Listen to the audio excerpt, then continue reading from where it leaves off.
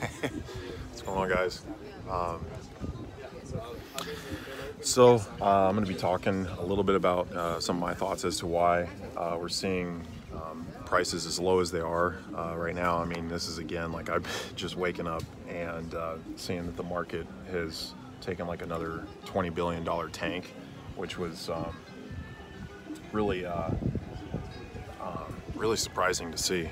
If we're just taking a look at just the market cap overall, 146 seems unusually low. And if we're just taking a look at like the last 7 days, you know, we saw this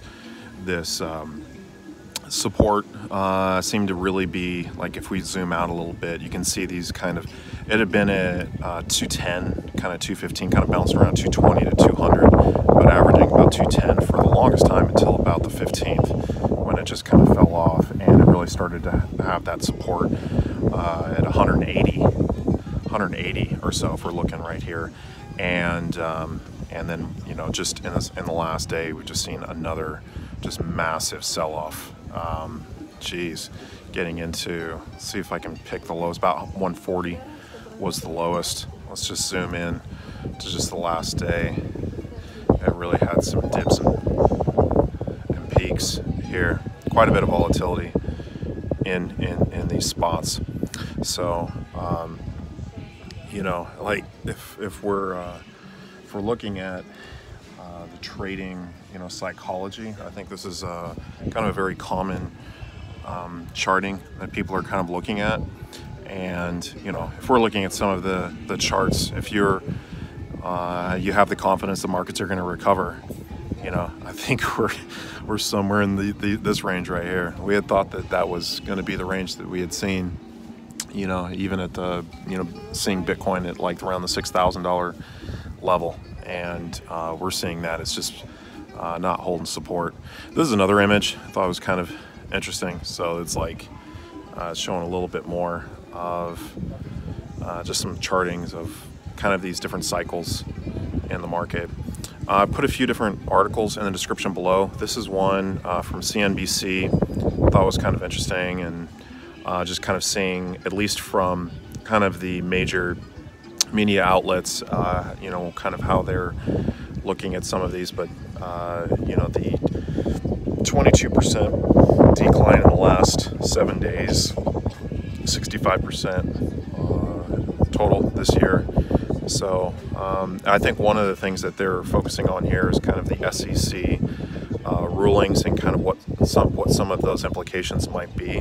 So you can take a little read into that. But I thought one of the things that was kind of interesting is they're basically stating that SEC regulations are now saying that some of the coins, these ICO projects, and even the coins themselves can be considered, if they're considered securities, and they can be liable to be held, they can be liable and be sued when the price crashes.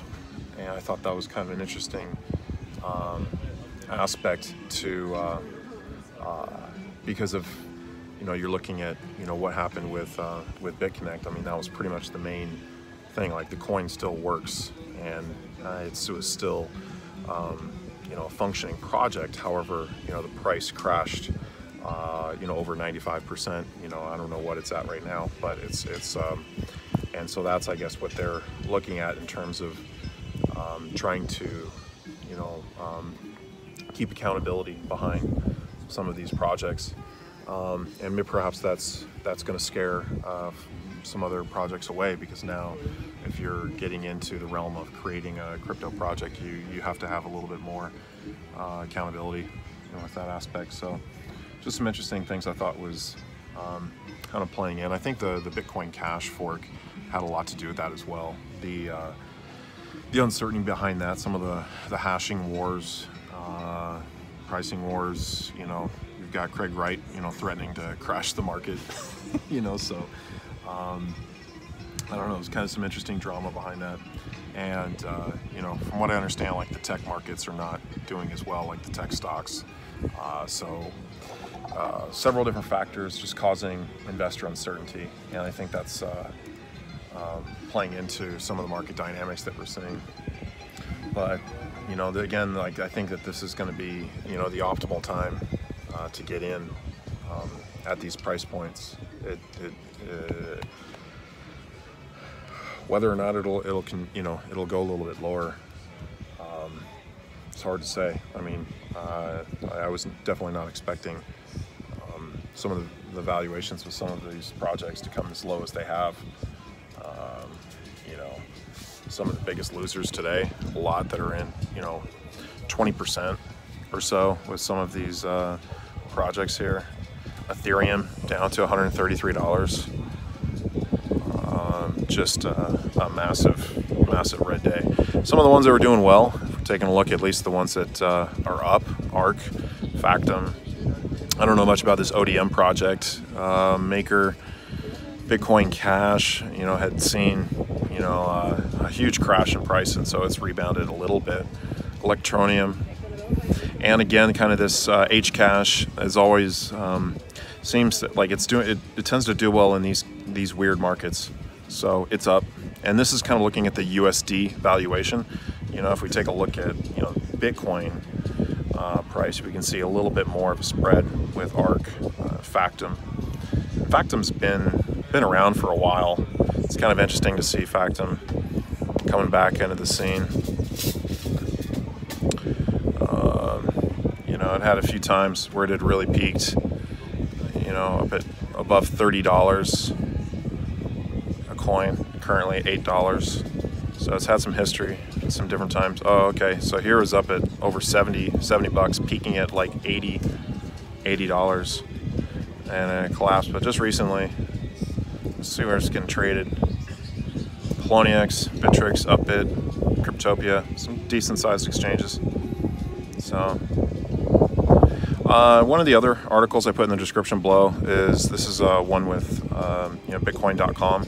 It kind of talks a little bit more on some of their, look at that shark, boom.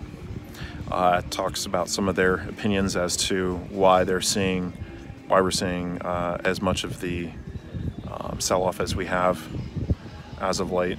But interesting chart, you know, kind of right there, a little bit of a rebound and then just continuing to drop. So I'll check on the chat a little bit. I think the word decentralized should be banned and made illegal to use after this week. Nothing is decentralized. Yeah, it's the goal, right? It's, at least with some projects, maybe if you're looking at it from a, you know, wanting to be almost like humanitarian in a way.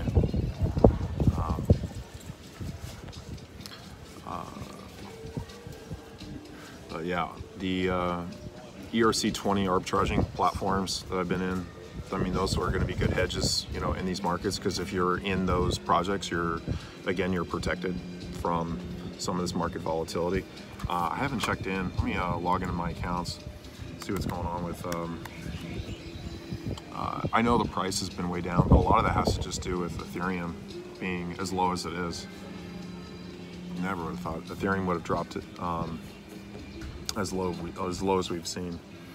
And Novachain's going to be unleashing this Bitcoin masternode. I think you have to have about 25,000 Nova coins or so. I have to look into this, but that's another kind of innovation or project that they're working on. So I'll be interested to see how that works. I was kind of talking with a few people behind the platform that were, you know, beta testing it.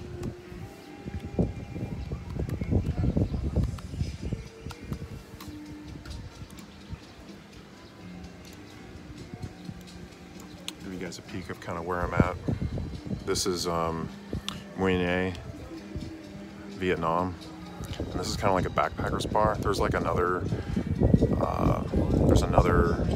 pool over there. There's actually like several pools.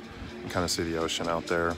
And kind of right over in this area, there's a lot of kite surfing in the morning. Not seeing as much now, maybe more in the afternoon. See more kite surfers. Yeah, it's a nice little spot here.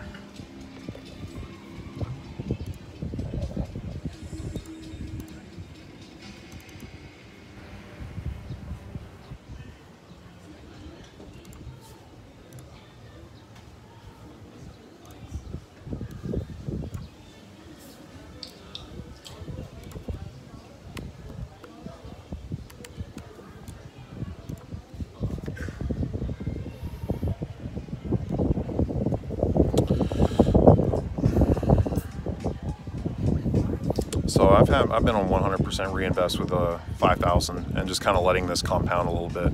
Percentage hasn't been as high, 0.5. That's actually probably the lowest we've seen in a while. Interesting. I kind of see that. The as far as the exchange, let's take a look at the exchange. Let me move this over a little bit. So we've seen like price stability here in terms of, you know, in relation to Ethereum. The overall price really has been the one that we've seen, but we've kind of seen a nice trend here lately. A lot more volume. This is a very new project, and people are just starting to kind of learn about it. Some different elements to it. I'm not going to go over it too much, but I just kind of wanted to give an update, at least on this platform.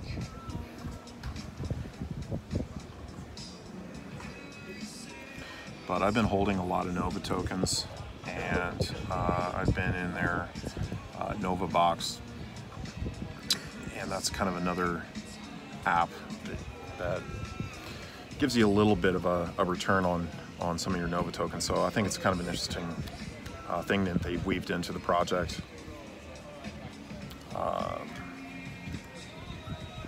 Let me get into a few of my other accounts.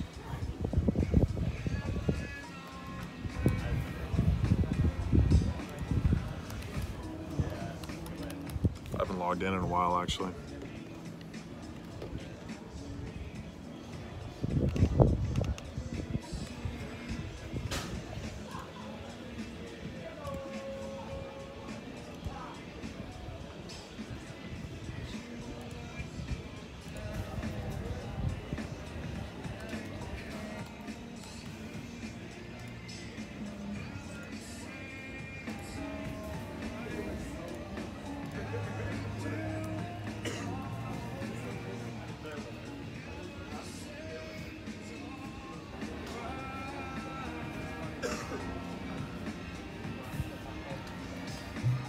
Yeah, you would think, shouldn't these bots be paying high in high volatility? That's kind of one of the things I'm wanting to check out.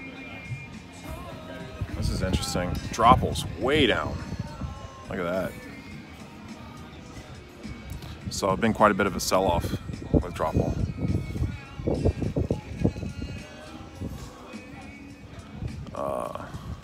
Interesting. Yeah, I haven't gotten into a Dropple account in a while.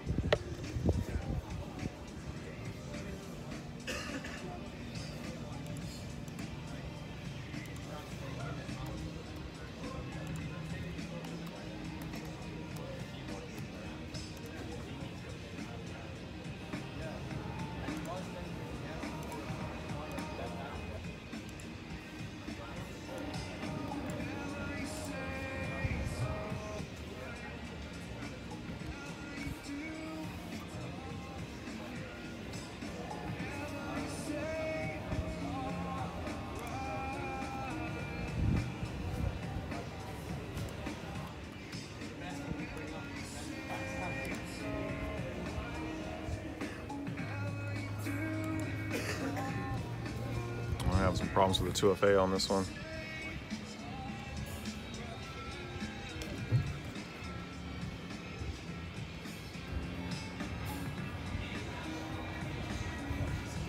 Evo AI, yeah, I need to do the, I'm going to be doing the giveaway here real soon on that one. I probably just need to get that all organized. I'll try to do that tomorrow, I think.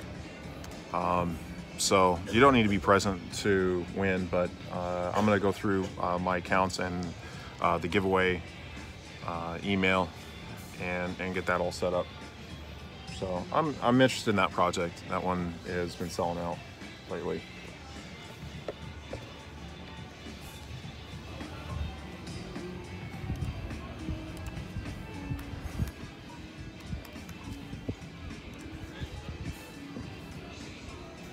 I don't know what's going on.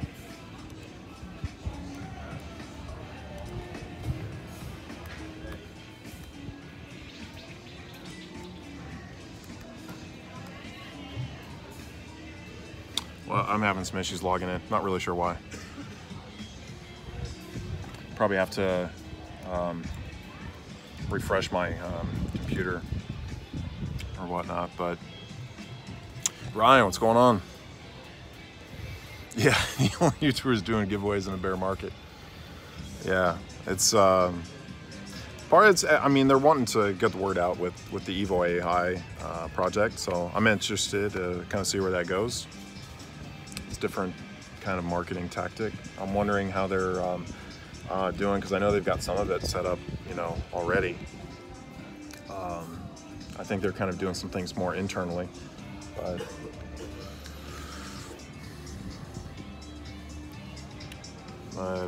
yeah, that's about it for me. How low will we go? 2,000 or lower? No. I mean, I was reading one of the articles. They were saying they were seeing 5,000 as a support level, and now that we've kind of broken that, their next predicted support level is like 3,500. See if I can find where they said that. I think that there's a good chance now. Yeah, here we go. The next logical level of support is at 5,000, but if that doesn't hold, the next logical support level isn't until 3,500. And so this is according to El Toro analyst Maddie Greenspan. And with all the falling prices lately, this definitely fits the description of a buyer's market. And it really is. I think a lot of people are going to be looking back at this time right now as an incredible opportunity to get in. It's almost the opposite of what we've been seeing last year, where everything was spiking in November, peaking in just that early December timeframe. So it's November 21st right now, so we don't have much longer until that December timeframe.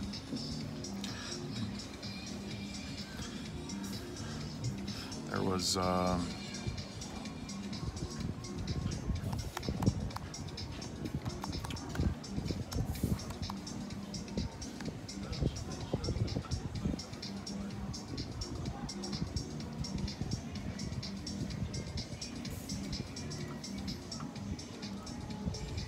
you got this guy maintaining his end of year Bitcoin prediction at 15,000 despite the crash. Tommy Lee, head of the research fund at Fundstrat Global Advisors. Those who are using it and have wallets in crypto. Those who belong to a speculative side of the market, according to Lee. Those two sides of the crypto community should find a way to sort of interacting with each other for crypto investors not to get burnt by crashes like this.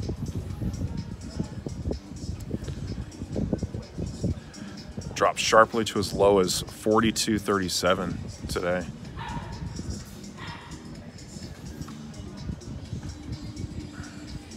Yeah.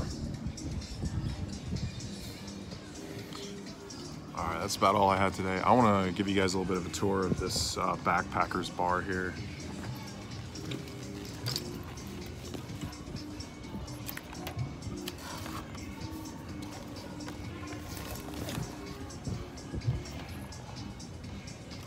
It's kind of interesting because it's like you can't really drive up to it, and that was kind of done on purpose. It's kind of appealing to a different clientele, I guess, in a way. There's kind of like a chain of them. There's ones that are a lot more affordable, and then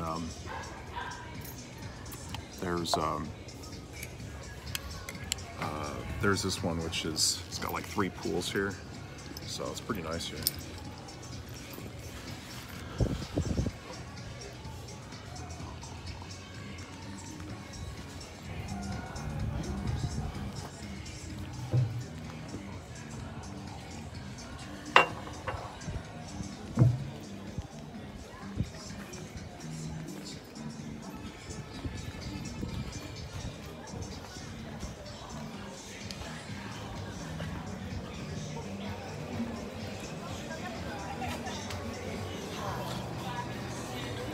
So they've got this cool little area here. They got beer pong like every night.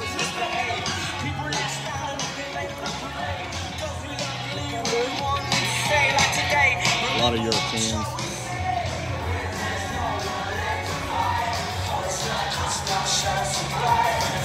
This place was bumping last night. A lot of people here.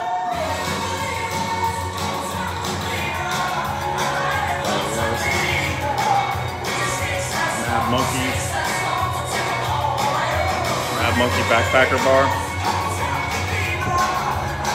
So that's a cool little spot. I got the chance to meet the owner the other day.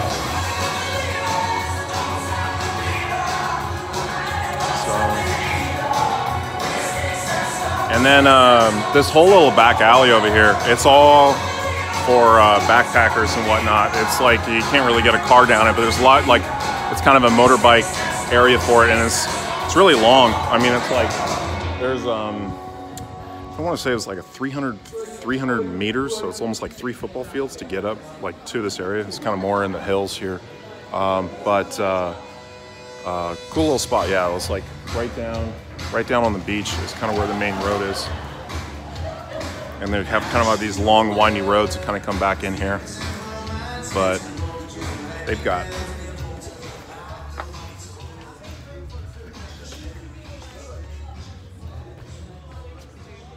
they're working on some other stuff as working on some other stuff as well. About broke my leg there.